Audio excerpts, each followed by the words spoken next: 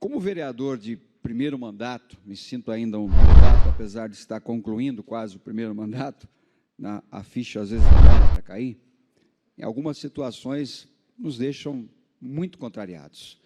Na política, na forma de fazer política. O formato, às vezes, ele não é aquele que a gente gostaria de ver para benefício da população. Hoje, o Brasil vive um misto bem interessante. Enquanto em Brasília se discute o orçamento impositivo, algo na casa dos seus 80 bilhões, enquanto a Alesp terminou em quebra-pau hoje à tarde a votação da Previdência para os servidores públicos, a gente olha para um outro extremo, litoral sul, a gente vê uma tragédia, final de tarde hoje já contabilizando mais de 17 mortos. Esse é o Brasil que a gente vive hoje. E nesse furdúncio todo, olhando especificamente, por que eu fiz um comparativo de política, das ações políticas com algo, uma catástrofe, uma tragédia? Porque às vezes a política não está atenta para a tragédia que acontece ou que possa acontecer atingindo as pessoas. Às vezes a gente está tão focado, né? Ano eleitoral e tanta coisa. E hoje, olhando para o que está acontecendo lá no litoral sul, Praia Grande, São Vicente, na Santos, eu fiquei pensando, por que não se age prontamente, por que não se tem uma ação política de fato, antes de certas situações criar tanto poder destrutivo, tanto poder ofensivo contra a vida das pessoas. E aí eu me lembrei da nossa cidade, que tem um histórico de enchentes. Na terça-feira de carnaval, como faço sempre, e todos sempre registrar, por isso que eu registro sim no Facebook, sempre que chove, e às vezes eu converso muito de madrugada com os moradores do Jardim Alegria, do Jardim Samambaia, como é que está aí? Porque a gente se preocupa de fato, tenho parentes que moram na Vila São João que já sofreram, e na terça-feira de carnaval, foi o maior volume de água no córrego da Lagoa desde janeiro, do dia 30 de janeiro de 2009. Eu estou falando isso porque eu acompanhei o que aconteceu naquele dia, que foi a primeira enchente, o primeiro transbordo dos córregos. Choveu muito na cabeceira dos córregos e ali foi uma tragédia pessoal, particular para muita gente.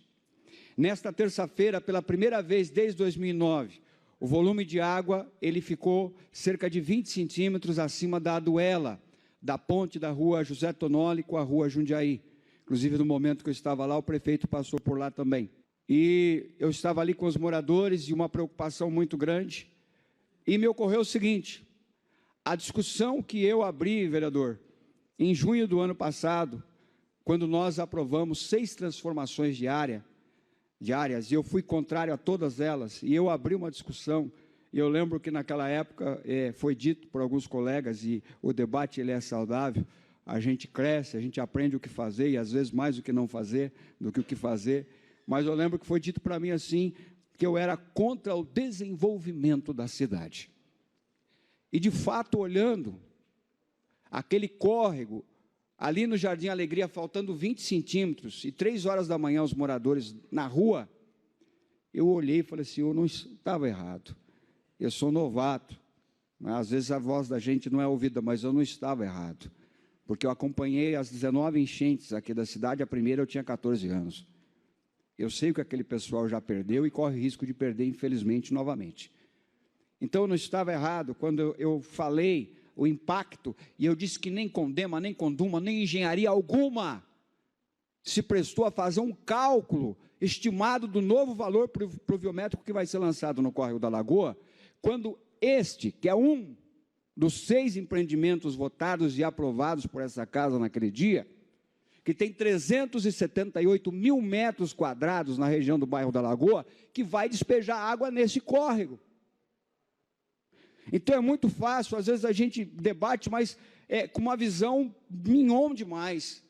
Às vezes olhando o lado do empreendedor, olha a contrapartida, nunca houve das 136 transformações de área dos últimos 20 anos, aqui da cidade, porque eu acompanho e tenho os números. Nenhuma contrapartida foi, no mínimo, satisfatória para atender a demanda que o próprio empreendimento gerou. Temos aí o exemplo do Tarsila. Está pronta a creche do Tarsila? Não está. As crianças do Tarsila já têm criança em creche?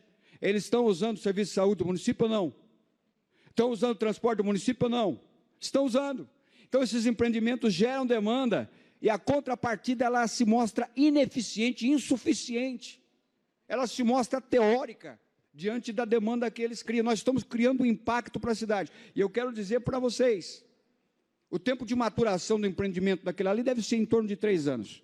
E eu duvido, como está lá no nosso debate do dia, duvido que nesse curto espaço de tempo vai se investir pesadamente em infraestrutura, vai se fazer novas galerias, a ponto de, pelo menos, amenizar o impacto lá no Jardim Alegria, no Jardim Samambaia, no bairro Nova Itupeva e no comércio da Rua Jundiaí, que já viram um rio, um córrego, em qualquer chuva de 15 minutos. E aí eu pergunto, o que vai acontecer daqui 3, 4 anos, quando os telhados e asfaltos começarem a produzir água e despejar nesse córrego? O que vai acontecer com o Jardim Samambaia e aquela região baixa da cidade? Eu deixo aqui essa pergunta no ar. E por que eu estou suscitando esse assunto, sendo que o empreendimento já foi votado? Porque novos projetos de transformação de área vão chegar a essa casa. E eu quero pedir, né, encarecidamente, eu não sei quantos de vocês têm familiares e amigos nessa região baixa. Eu fui até um pouco rude no dia da chuva, eu falei assim, olha, é muito difícil, né, votar isso e ir lá fazer foto na beira do córrego ou ir lá falar com moradores do bairro, né, porque realmente é difícil. Então, gente, eu peço encarecidamente, vamos pensar com carinho, porque para ter uma ideia do estrago é só conversar com quem perdeu tudo. A gente precisa de muita responsabilidade. Muito obrigado.